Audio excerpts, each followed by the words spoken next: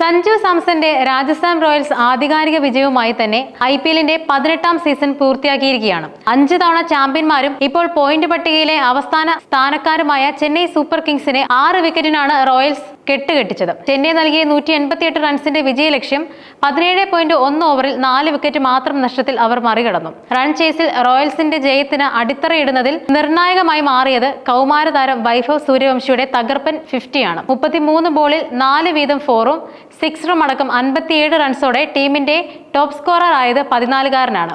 പക്ഷേ റോയൽസിന്റെ യഥാർത്ഥ ഹീറോ വൈഭവ് അല്ല, അത് ക്യാപ്റ്റൻ സഞ്ജുവാണ്. ഈ മത്സരത്തിൽ ടോസ് ലഭിച്ചിട്ടും ബാറ്റിംഗ് തിരഞ്ഞെടുക്കാതെ ബൗളിംഗ് എടുത്തതിന് തീർച്ചയായും സഞ്ജു സാംസൺ കയ്യടി അർഹിക്കുന്നുണ്ട്. കാരണം ഈ സീസണിൽ നേരത്തെ കളിച്ചിട്ടുള്ള 9 റൺ ചേസുകളിൽ 8ലും റോയൽസ് തോറ്റിരുന്നു. ജയിച്ചത് ഒരേ ഒരു കളിയിൽ മാത്രം. ഗുജറാത്ത് ടൈറ്റൻസുമായുള്ള മത്സരത്തിലാണ് 200+ റൺസ് ചേസ് ചെയ്ത റോയൽസ് അനായാസം ജയിച്ചത്.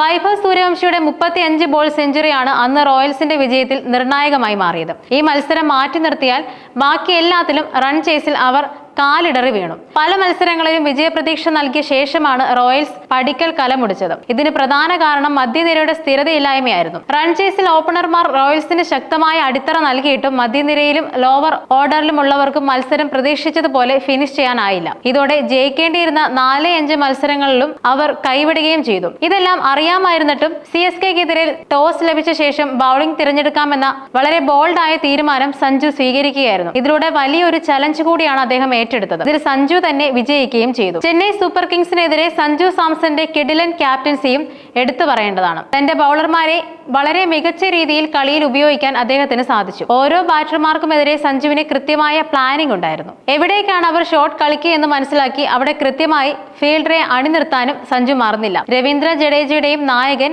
MS ധോണിയുടെയും എല്ലാം പുറത്താവലുകൾ ഇതിന് മികച്ച ഉദാഹരണമായിരുന്നു. സ്റ്റാർ പേസർ ജോഫ്ര ആർച്ചറുടെ അഭാവത്തിലും ബൗളർമാരെ മികച്ച രീതിയിൽ റൊട്ടേറ്റ് ചെയ്ത ചെന്നൈക്ക് രാജസ്ഥാൻ മൂക്കുകയറിട്ടു. ഒരു സമയത്ത് 200-ന് മുകളിൽ പോകുമെന്ന് തോന്നിച്ച ചെന്നൈയുടെ ടോട്ടൽ 187-ൽ ഒതുക്കിയതും സഞ്ജുവിന്റെ മിടുക്കാണ്. റൺ ചേസിൽ മുൻ മത്സരങ്ങളിലേതുപോലെ കാലിടറാതിരിക്കാൻ രാജസ്ഥാൻ റോയൽസിന് മികച്ച ഒരു കൂട്ടുകെട്ട് ആവശ്യമായിരുന്നു. അതിനുവേണ്ടി സഞ്ജു സാംസൺ ചെയ്ത കാര്യവും എടുത്തു പറയേണ്ടതാണ്. സാധാരണയായി എല്ലാ ബോളിലും ആഞ്ഞു വീശാറുള്ള വൈഭവ് സൂര്യവംശിയെ അച്ചടക്കമുള്ള കുട്ടിയാക്കി മാറ്റിയത് ക്രീസിന്റെ മറുവശത്തുള്ള സഞ്ജുവാണ്. ടീം സ്കോർ 37-ൽ വെച്ച് തന്നെ യശസ്വി ജയ്സ്വാൾ മടങ്ങിയിരുന്നു. പിന്നാലെ വൈഭവും മടങ്ങിയിരുന്നെങ്കിൽ റോയൽസ് കുഴപ്പത്തിലായേനെ. പക്ഷേ 1 ഡൗൺ ആയി ക്രീസിലെത്തിയ സഞ്ജു വൈഭവിനെ റിസ്ക് എടുക്കാൻ അനുവദിക്കാത്ത പിടിച്ചു നിർത്തി. ഇതോടെ തുടക്കത്തിൽ വളരെ ശ്രദ്ധയോടെ ഷോട്ടുകൾ കളിക്കുന്ന 14കാരനെയാണ് കണ്ടത്.